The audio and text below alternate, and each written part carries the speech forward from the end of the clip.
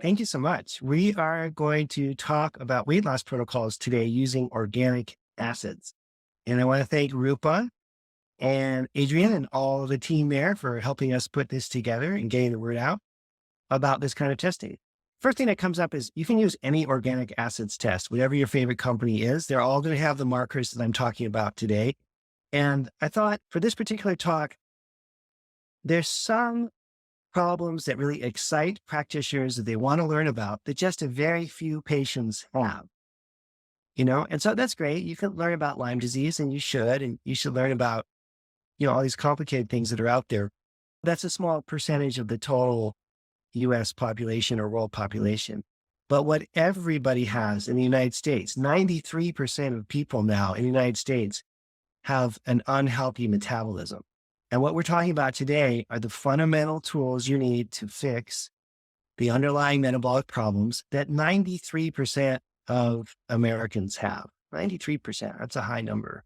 It means almost every patient that you treat has these problems, and you should learn how to fix them. And if you can learn how to correct a relatively straightforward problem that almost every one of your patients has, you're well on the way to knocking out downstream problems. And talk about root cause medicine. Like, this is the root of the root cause, okay? Is unstable blood sugar. You can call it a lot of different things: metabolic syndrome, insulin resistance. It could bleed over to diabetes or pre-diabetes. You could call it high cholesterol. You could call it high triglycerides. You could call it fatigue. We have a lot of different names for it. But basically, we want to look at the lab values that clue you in about how to treat a damaged metabolism. And obviously, one of the net effects of that is that people gain weight. I've been in practice forever. And what we're talking about today is mostly based on the work of Richard Lord, who's one of my early teachers in this work. And we're doing this crazy thing. I think we did this once last year, and we didn't do it because it was so crazy. But apparently my staff decided to do this again, because I just saw this slide like an hour ago. We're giving away my Getting Started with Functional Medicine Labs class. Okay, we charge $1,000 for it. I spent months and months and months of my life building out this course. It's massive. It covers all kinds of different things. But basically, it's how you can learn how to get patients to do these tests. So it's almost like a sales training, to be honest. It teaches you how to communicate to your patients in a way that they are going to enthusiastically order GI testing, organic acids testing, and adrenal hormone testing. It's 3 different courses all wrapped into one. This is a massive amount of material. But even if you just watch one of them, get into doing one of them, in about 30 days, you can learn how to explain GI testing to every patient and get 95% of your patients to buy a GI kit. If you want to do adrenals, you can listen to the adrenal class. And in about 30 days, you'll be able to get every single one of your patients to do an adrenal stress test. And the same thing for organic acids. That's the most complicated of all these. Okay, so this is a huge course. It really is something we charge $1,000 or $2,000 for typically. It's a lot of material. But once you get in there, you can see. So you scan that QR code, check it out.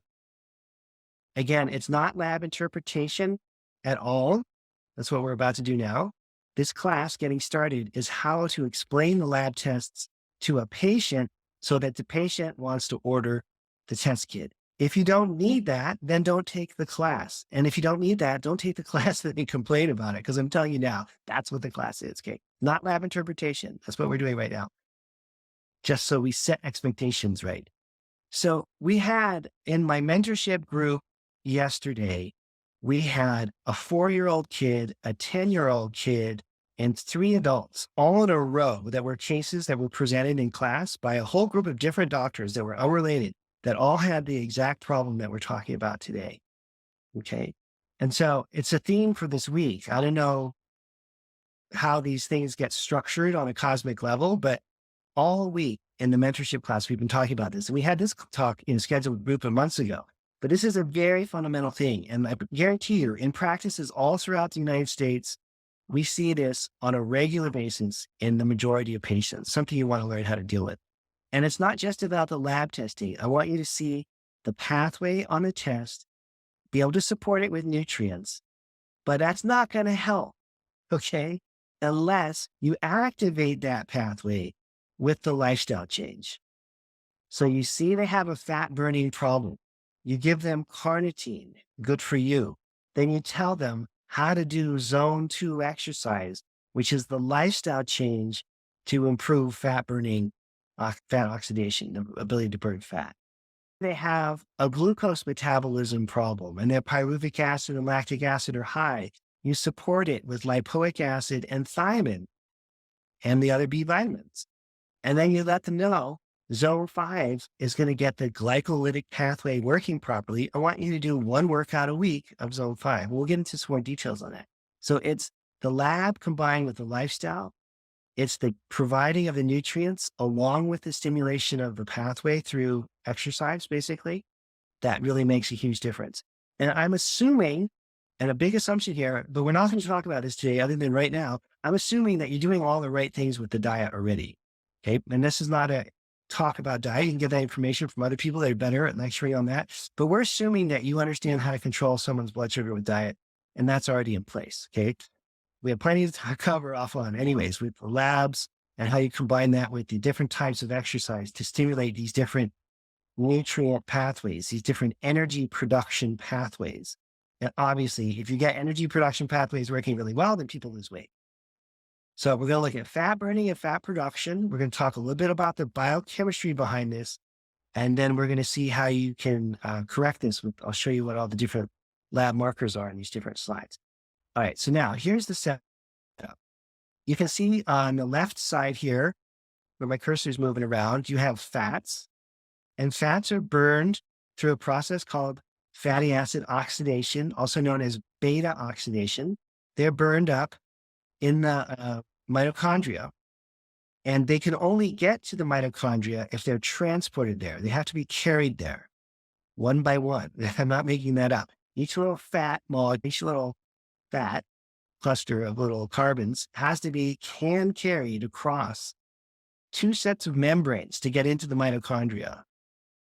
Okay. And the only way that that fat, long chain fats can be carried across that is with a molecule called carnitine. If you're low in carnitine, you cannot carry fat into the mitochondria and you cannot burn fat.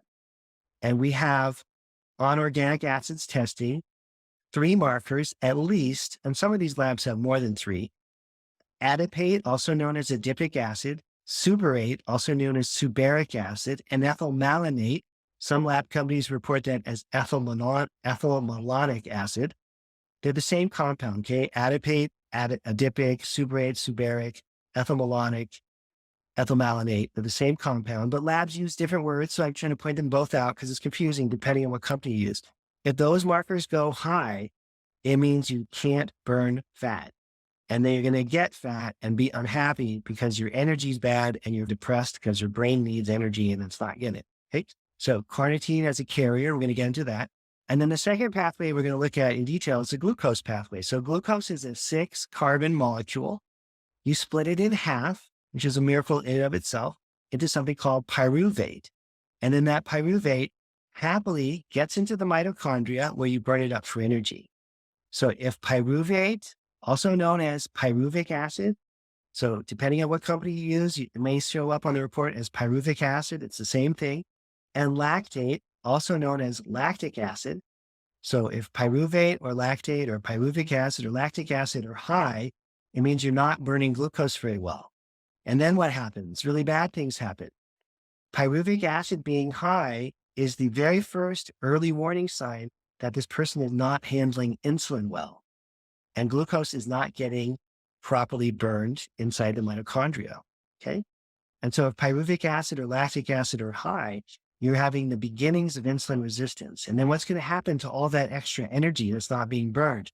It's going to go into the person's system as cholesterol or high triglycerides. And that puts you at super high risk for heart attacks and strokes and all the things that we associate with cardiovascular disease, okay? It also makes you overweight, sets you up for becoming diabetic. And this is the beginning of the end for metabolism. And let me just say one more time, 93% of Americans, according to the latest studies, have problems with their metabolism. So you're going to see this in most of the patients that you're working with. How do you correct pyruvate and lactate levels? It's right there. B1 or thiamine, along with the other Bs, and lipoic acid. That'll get that enzyme working. And then the person can start to make energy and they can be happy. All right. So here's a blow up, zoom in of the carnitine shuttle. So your body is going to take carnitine and use it to move fats into the mitochondria so you can burn them up for energy. And if that process isn't happening well, then adipate, sucrate, and ethylmalonate go high on the labs. It's that simple. And then what do? You give the patient carnitine, 1,000 milligrams 2 or 3 times a day, and this thing will start working again. And then you combine that with zone 2 exercise, because zone 2 exercises stimulates mitochondrial burning of fat. It trains your mitochondria how to burn fat. It's like a lesson plan for your mitochondria to learn how to burn fat. And this is what's called a pyruvate dehydrogenase complex.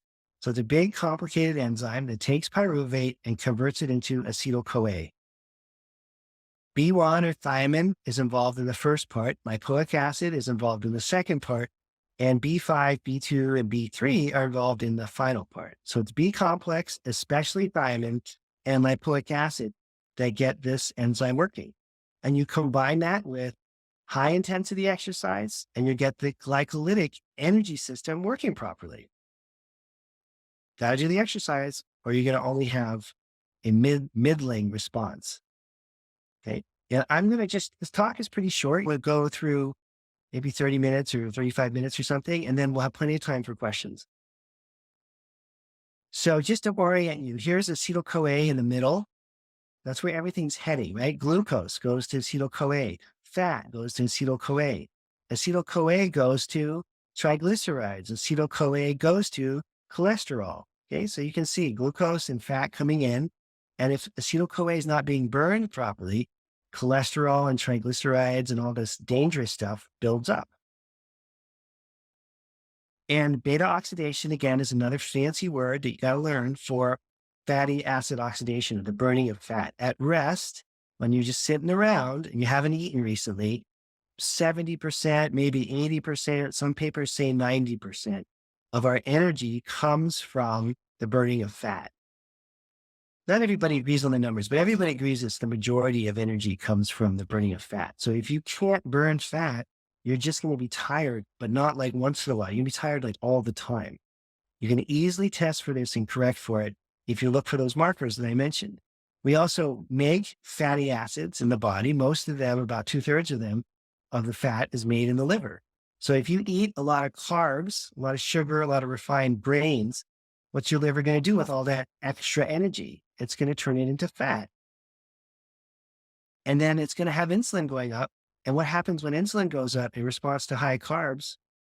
It blocks fat burning. How ironic is that?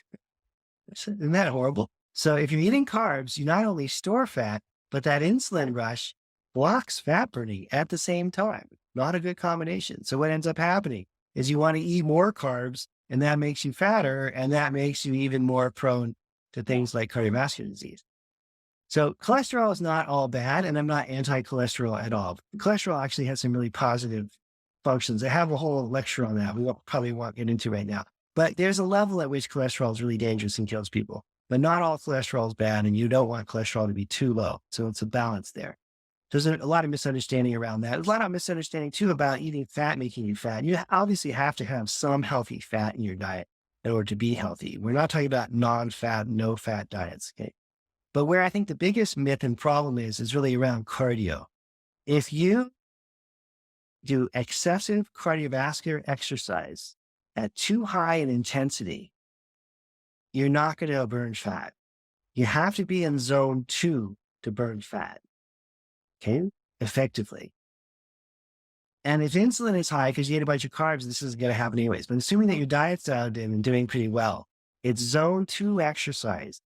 At that level, and it's moderate exercise, it's easy to do, okay? Easy exercise, 3 or 4 hours a week, teaches your mitochondria how to be super, super good at burning fat.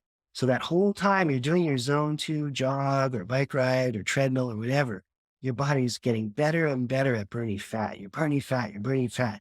Zone 2 is the maximum amount of heart rate that you can get to get the maximum amount of fat burning. And you go above a zone 2 into a zone 3, you're going to make more lactic acid. And lactic acid, when it goes high, blocks fat burning. So you get into zone 3 or 4 or 5, lactic acid is shooting up, and lactic acid again blocks the burning of fat. So you could be over exercising intensely, and while you're exercising, you're inadvertently blocking fat burning. How ironic is that? Zone 2 is the way to go. I don't know if any of you are bike riders, but I am my whole life. And I don't know if you have watched the Tour de France, but I did, and it was a great race this year. The guy that won, Ajay, 80% of his training was in zone 2. If you watch that race where he really dominated in the mountains, there's a series of races, but there's one in particular where he was in front of 150 other riders going up like one of the steepest mountains in the world on his bike. And it looked like he was out riding his bike with his kids or something. He was just like, he doesn't have kids, but he was just like bouncing around. Like, this is not a big deal. And every other professional cyclist in the world that was behind him looked like they were having their lungs ripped out. He spent 80% of his training time in zone 2. And why did he win the Tour? Because his efficiency of his mitochondria and the ability to burn fat was better than anyone else's. So even for elite athletes, zone 2 is where most of the training should be. Even if you want to win the Tour, okay? It's not just for regular people. This is like people across the board. And lipids in general, not just important for ATP production, but important for energy storage and prostaglandins and making membranes and all these different things that fats are super important for. Okay. But here's the actual mechanism. It's called the carnitine shuttle. And your body takes that long chain fatty acid up here and it slaps a carnitine onto it. And that allows the fat to get into the mitochondria. You burn it up in the mitochondria for energy and turn it into acetyl-CoA and then into ATP. That's what we want.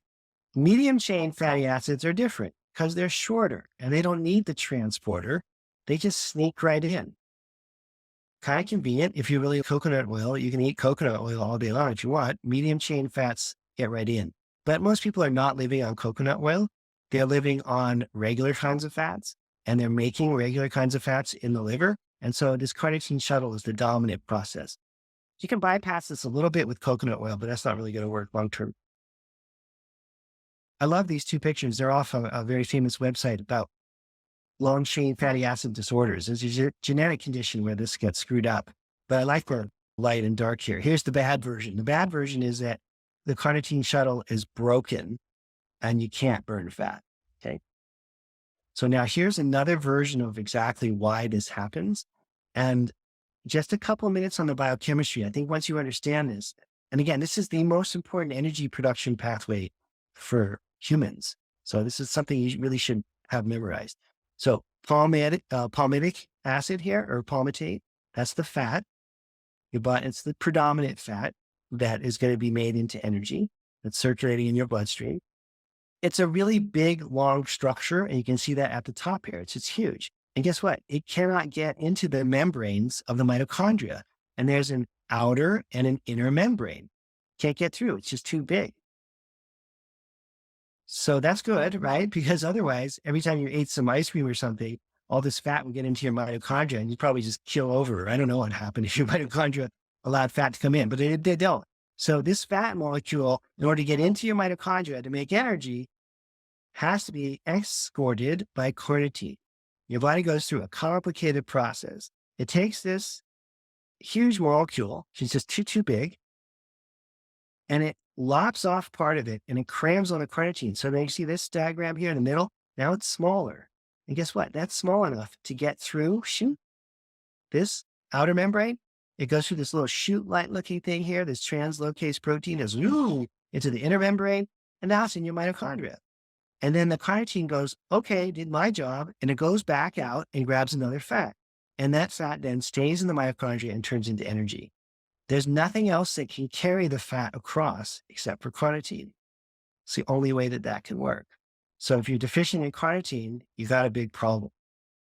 And what makes this mechanism work more effectively and efficiently is zone 2 exercise. It trains the mitochondria to do this really, really well. And again, here's a blow up of the size of palmitoyl-CoA. It's just too big to get across. The carnitine molecule slapped on the end there is smaller, and that's the way that we get the fats across. It's a size problem, really. Here's another diagram of the same exact thing, long chain fatty acids getting into the mitochondria. And the more images you have on this, the better. And this is a research study that I think is interesting, but man, you can take a picture of that if you want to read about it. It's complicated. But just to know, there's a lot of science behind this. And it's not like personal opinions, and it's not even really alternative medicine at all. It's just basic science that we're talking about today. Okay. And what are we doing? We're measuring all these byproducts that show us if the carnitine is able to bring these fats in or not.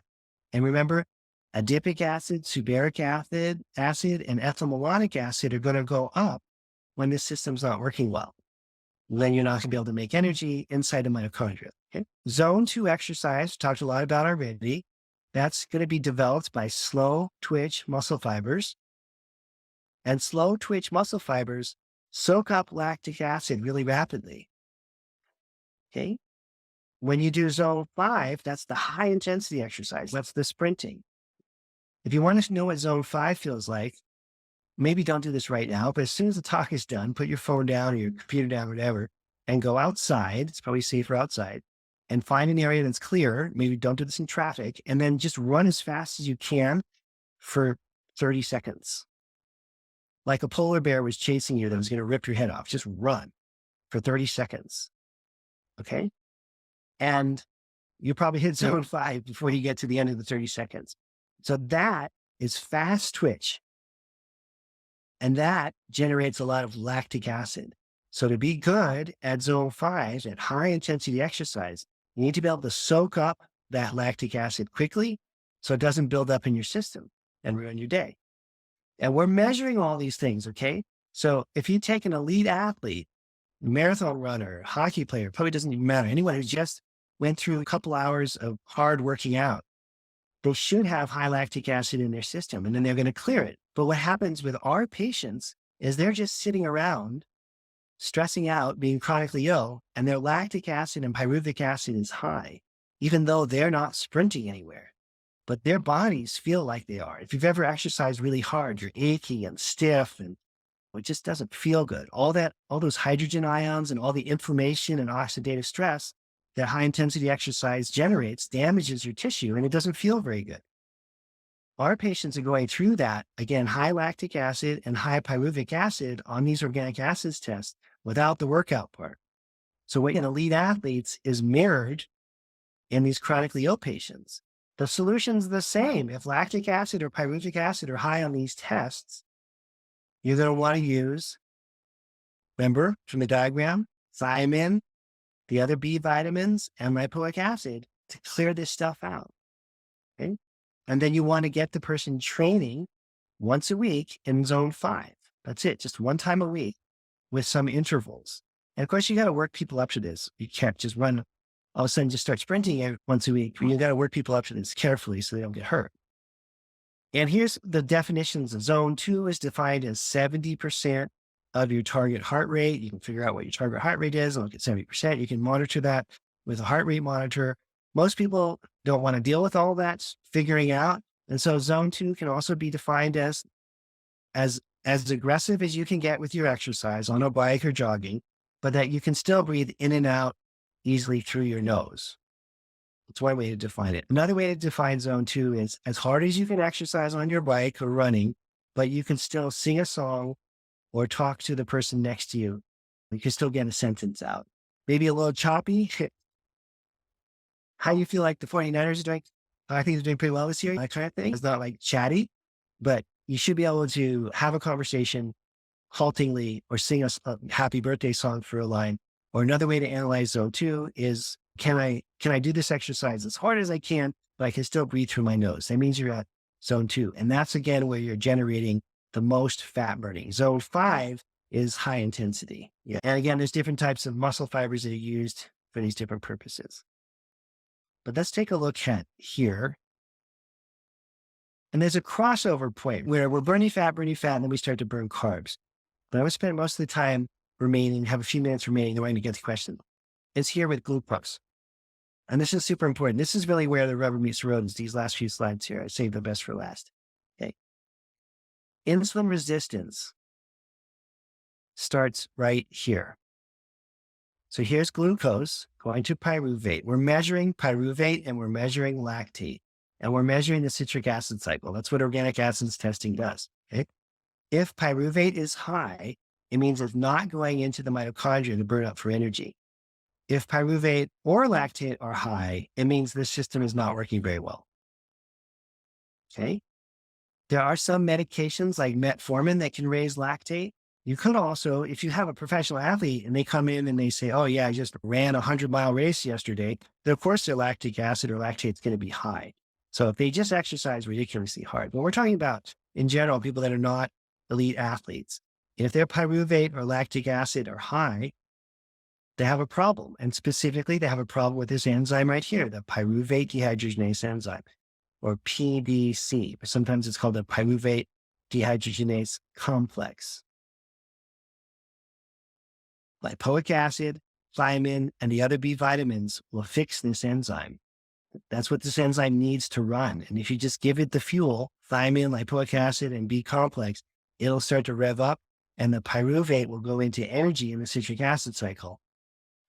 And remember, when pyruvate goes high, it's very common that lactate or lactic acid goes high. And when you have high lactic acid, you can't burn fat. If I'm out there, let's say I'm doing a zone 2 bike ride, and then I hit a hill that's so steep. I'm like, I'm going to just go up this as fast as I can. So now I'm like exercising much, much harder than zone 2. And my legs are burning. I'm like, I don't know if I can get up there. I'm going to keep going. You're breathing through your mouth. You're generating a lot of lactic acid.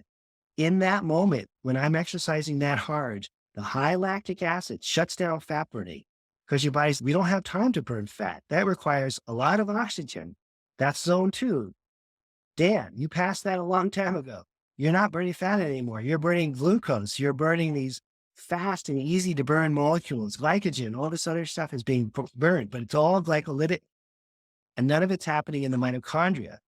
Okay. It's all happening in the cytosol and it's not very efficient. You're burning, you get like, I think 2 molecules of ATP per molecule of pyruvate this way, or per molecule of glucose this way. And you can get 36, 32, 34 molecules of ATP if you burn it the normal way.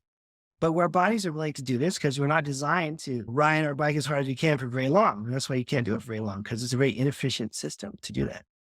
That exercise pulls me out of fat burning and cranks up my lactic acid and pyruvic acid. And then if I'm in good physical condition, I'll be able to clear these quickly and move on. Okay. But if I'm on, let's say, a 2-hour bike ride, and in the first half an hour, I get into zone 5, that means the whole rest of that bike ride, I'm not going to burn fat because I've got all this lactic acid circulating and that shuts down fat burning. Okay. So the timing of when you exercise is really important. You can do zone 2 and zone 5 on the same bike ride. So I could typically like ride for 45 minutes and stay in zone 2. And the last 5 minutes, sprint as hard as I can on my way home. And actually I do that on my bike rides. As soon as I see that I'm at the edge of the road that's got our house on it, I'm like, oh, I go as hard as I can. And that last 5 minutes I'm sprinting and I get my zone 2 and my zone 5 workout in at the same time. But if you do the hard exercise early on, then high lactic acid blocks fat burning. Now, if you run these labs and you see your patients have high lactic acid just sitting around, you just nailed their weight loss resistance problem. And then you got to talk to them about how to start to clear that lactic acid more effectively. Thiamine, B complex, lipoic acid, other things you may want to do for blood sugar control. And what's the way, the lifestyle change to help you clear lactic acid? Remember, I had a slide on this a while ago. Zone 2 exercise. Remember Tajay, the guy that just won the Tour de France? He was able to clear lactic acid better than anyone else because he did zone 2 so much. Okay, so if they're not clearing lactate, you get them, lactic acid is high in the lab, you get them to do zone 2, get that system working so that when they generate energy, they're able to take that lactate, mobilize it, and use it. In fact, lactate is a preferred fuel source as well.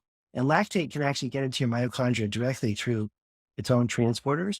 And lactate, I just read this the other day, it's new information. And lactate's the preferred fuel for the brain even over glucose, because it's more readily available, right? It's like a broken down version of glucose. So lactate is not bad. It's just too much lactate in certain places is extremely bad. Okay. So glycolysis, this is what we're talking about. The breaking down of glucose occurs in both aerobic, that's with oxygen, and anaerobic, without oxygen states. In aerobic conditions, this is with oxygen, pyruvate enters the citric acid cycle and goes through oxidative phosphorylation, and you get like 32 ATP. Some things you read might say 34, 36, depends on how you count it. In anaerobic conditions, this is where there's not enough oxygen. You're sprinting up the hill. You can't get enough oxygen in your system. You're going to convert pyruvic acid into lactic acid through anaerobic glycolysis. In anaerobic respiration, you get 2 ATP. So why are people so tired? Well, if you see their lactic acid and pyruvic acid are high, they're making 2 ATP per cycle of glycolysis, 2. And a normal healthy person's making 32. You'd be exhausted if you were making 2 units of energy instead of 32 units. It's a big difference, really big difference. You can correct chronic fatigue type problems. You can correct, obviously, weight gain problems, because we want people to lose that weight, to lose that body fat by burning it up. And if it's getting blocked all the time, that's not going to happen. And I guess in the biggest picture, I'm 60 years old. When I was a kid, I still remember there was one kid on the playground that was overweight. And I hate to say it, but a lot of people used to tease him. His name was David. I still remember his face, and it's sad. He was just overweight, and there was nothing wrong with him. He was the nicest guy. I don't know what he ate, but I don't think it was a diet problem. He was just overweight. But now we go to a playground, and you sometimes can see the majority of kids are overweight. This is a really big problem that we're facing now. There's a component to it, I think, that has a strong role to play that we don't talk enough about, which is environmental toxins.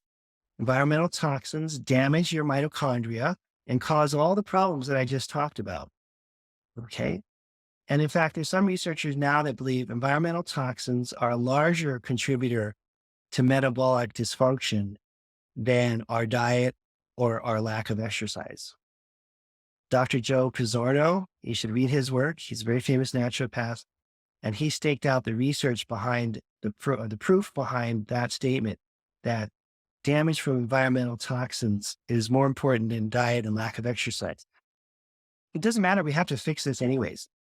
But the caveat, I guess, on this, or the take home on this, is that you also have to look at toxic burden, and clear up the toxic burden for anyone who can't lose weight, because they're all going to have environmental toxin exposure issues. Every single person that's overweight either got there because they have an environmental toxin issue, and that's what damaged their metabolism, or because they've gained so much body fat. Now that fat itself is a reservoir for environmental toxins, because many of these toxins are fat soluble and they are stored in fat tissue. So everyone that's overweight is going to have some burden of environmental toxins, either that was causative or that happened later. So in addition to testing and correcting mitochondrial function, you're also going to want to support detox pathways. And it's very convenient because all the organic acid tests that you guys are running from these different labs have the detox pathways as well. And we can talk about that. That's a side note. Okay. So then before we wrap up, we'll go to questions. If you're interested in learning how to communicate to patients better about organic acids, about GI testing, or about adrenal labs, then this is a class for you. It's free. It's something that we usually sell for around $1,000.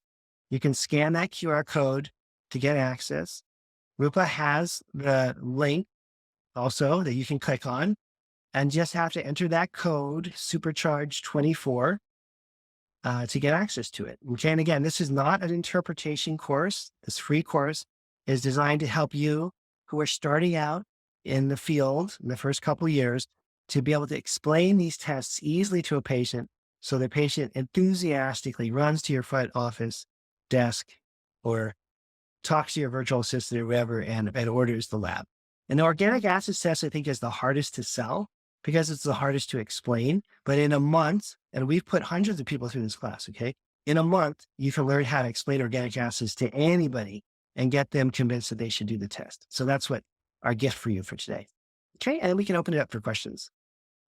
Welcome to Rupa Health, the best place to order, manage, and track results from over 30 different lab companies in one single place for free. It's going to take you under 2 minutes to sign up, and you can order any functional medicine lab for your client in under 30 seconds. Let me show you how it's done. So here's our beautiful interface. I'm typing in the name of my client, selecting the lab they want to order for them, and hitting send. From there, Rupa and their amazing team handle the rest. They email the client, collect payment, and even offer an interest-free 3-month payment plan. We've also built the world's largest library of information about chronic health conditions, the lab tests that can help you find the root cause, and the evidence-based interventions that you can use to help people heal from them. It's called the Rupa Health Magazine. There, we have in-depth articles about almost any health condition you can imagine. And we give you step-by-step protocols that other clinicians have used to help their clients heal and that are verified by evidence-based sources. You should totally check it out, and it'll transform your practice. And we can't wait to see you. So make sure you sign up today at rupahealth.com.